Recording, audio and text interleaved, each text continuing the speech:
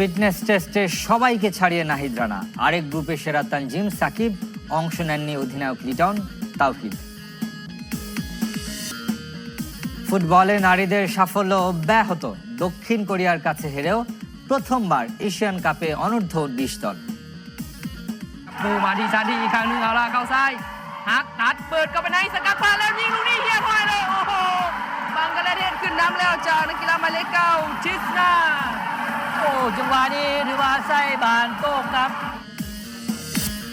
I know about the players, so they are not new for me. Maybe the game is new, but like I say, all the football is the same. So we play same football, only the name different. So we play and then inshallah we try to win. Mohammedan ছেড়ে আবাহনীতে শুরু Diabate অধ্যায়, লক্ষ্য AFC challenge লিগের play of টপকানো। ক্রিকেটের খবর জানাবো এবার। Fitness টেস্টে সবাইকে ছাড়িয়ে গেছেন নাহিদ রানা। মাত্র 5 মিনিট 31 সেকেন্ডে 1600 মিটার দৌড়ে একমাত্র ক্রিকেটার হিসেবে এলিট হয়েছেন চাঁপাই এক্সপ্রেস। আরেক গ্রুপে সেরা তানজিম সাকিব ভোরে জাতীয় স্টেডিয়ামে পরীক্ষা নিয়েছেন ট্রেনার নাথান কেলি, অংশ নেননি অধিনায়ক লিটন দাস এবং তাওহিদ হৃদয়। জাতীয় স্টেডিয়ামে ক্রিকেটারদের ফিটনেস টেস্ট নতুন কিছু নয়, তবে পুরোপুরি সংস্কারের পর এ ভেন্যুতে প্রথমবার টিম বাংলাদেশ। ট্রেনার নাথান কেলির তত্ত্বাবধানে ফিটনেস টেস্টে অংশ নেন 26 ক্রিকেটার। এশিয়া কাপ ও নেদারল্যান্ড সিরিজের প্রাথমিক স্কোয়াডের বাইরে থাকা ক্রিকেটাররাও পরীক্ষা দিয়েছেন। তাই সবার প্রথমে ট্র্যাক অ্যান্ড ফিল্ডে হাজির মুশফিকুর রহিম।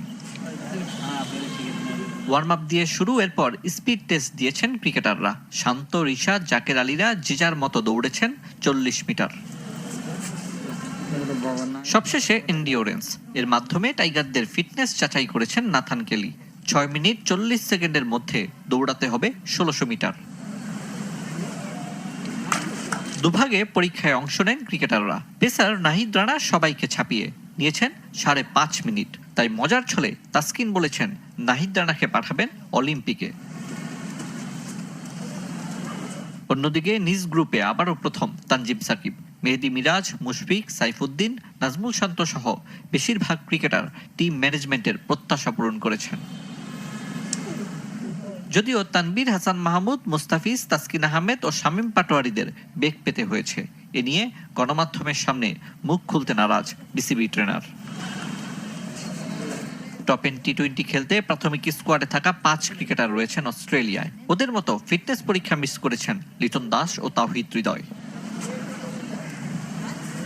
জাতীয় স্টেডিয়ামে আসলে ফুটবল পায়ে কিছুটা সময় কাটাবেন না তা কি করে হয়? হামজা, জামাল ভুইয়াদের মাঠে মুশফিক, সাইফুদ্দিনদের এমন দৃশ্য অনিন্দ সুন্দর। ছুটিতে শ্রীলঙ্কায় গামিনী, মিরপুরে দায়িত্ব বুঝে নিলেন টনি হেমিং। এবার 2 বছরের জন্য টার্ফ ম্যানেজমেন্ট প্রধান হিসেবে কাজ শুরু করলেন অস্ট্রেলিয়ান কিউরেটর। মিরপুরে বিসিবির চাওয়া ট্রু উইকেট বানাতে কাজ করবেন হেমিং। সব অস্বস্তি ভুলে আবারও বাংলাদেশে টনি হেমিং শুরু করেছেন দ্বিতীয় অধ্যায়। এবার পরিচয় খানিকটা বদলেছে, হেড অব টার্ফ ম্যানেজমেন্ট। যদিও কাজটা একই, আগে যা গামিনী ডিসিলভার আধিপত্যের জন্য ঠিকঠাক করতে পারেননি। ক্রিকেট বোর্ডের গামিনী মোহ অবশেষে কেটেছে, তবুও কবে নাগাদ লঙ্কান কিউরেটরের বিদায় নিশ্চিত হবে তা নিয়ে ধোঁয়াশা রয়ে গেছে। ছুটিতে গামিনী যখন শ্রীলঙ্কায়, মিরপুরে তখন দায়িত্ব বুঝে নিলেন অস্ট্রেলিয়ান কিউরেটর টনি হেমিং। মাঠ ব্যবস্থাপনায় দীর্ঘ অভিজ্ঞতা আছে তার, মৃত্তিকা বিশারদ হিসাবে সুপরিচিত। প্রথম দিন মাঠকর্মীদের দিয়েছেন নির্দেশনা, জানিয়ে দিয়েছেন কেমন উইকেট ও আউটফিল্ড দেখতে চান। একাডেমি, ইনডোর, আউটার, মূল মাঠ সব ঘুরে ঘুরে দেখেছেন। মাটি আর ঘাস নিয়ে লম্বা সময় কথা বলেছেন সহকর্মীদের সাথে, জেনে নিয়েছেন বিস্তারিত। এবার হোম অফ ক্রিকেটে ট্রু উইকেটের মিশন, যা পারেননি বলে গামিনীর উপর অসন্তুষ্ট বিসিবি। পাকিস্তানের বিপক্ষে সিরিজ জিতলেও হেড কোচ ফিল সিমন্সও বিরক্ত। আমাদের head coach was very disappointed উইকেটের কারণে, সো আর উই। কারণ আমরা জানি যে আমরা যেখানে খেলতে যাব ওখানে খেলার জন্য এটা আদর্শ প্রিপারেশন না। যে কারণে আমরা এখন সিলেটে যাবো, আমরা এখানে খেলবো না। কিন্তু হেমিংয়ের প্রথম অ্যাসাইনমেন্ট সিলেটে। টিম ম্যানেজমেন্টের চাহিদা অনুযায়ী উইকেট বানাতে হবে নেদারল্যান্ড সিরিজে। যদিও সিলেটে তা কঠিন নয়, আসল চ্যালেঞ্জ তো মিরপুরে।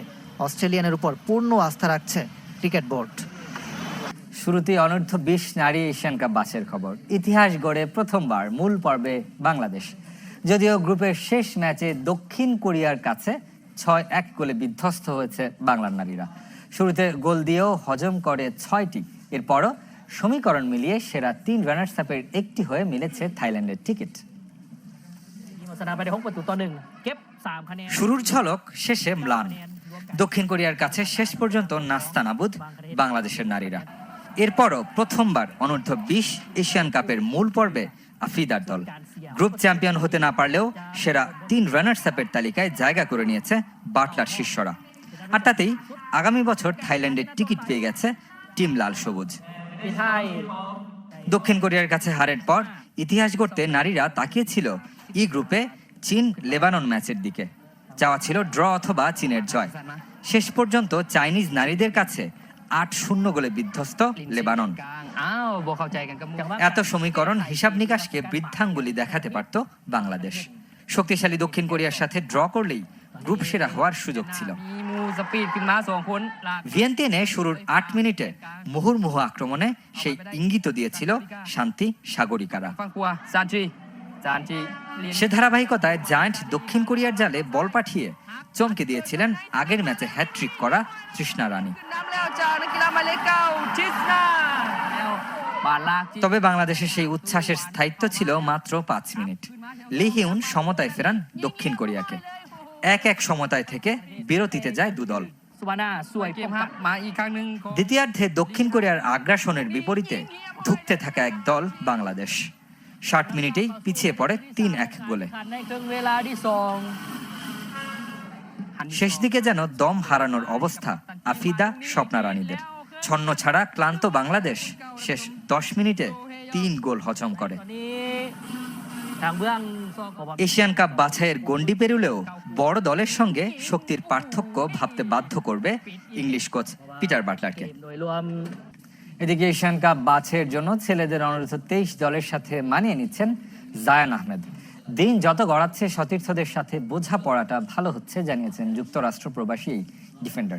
সহকারী কোচ হাসান আল মামুনও জানিয়েছেন যারা ক্যাম্পে আছেন তাদের টিম বন্ডিং দিন দিন দৃঢ় হচ্ছে। বৃহস্পতিবার বাহরাইন যাওয়ার আগে ঢাকায় আর 3 সেশন পাবেন হেড কোচ সাইফুল বারী টিটু। এর মাঝে দলে যোগ দেবেন 2 প্রবাসী তানিল সালিক এবং ফাহমিদুল ইসলাম। জাতীয় দল ব্যবস্থাপনা সদস্য শাহাদাত হোসেন রোববার অনুশীলন পরিদর্শন করেন।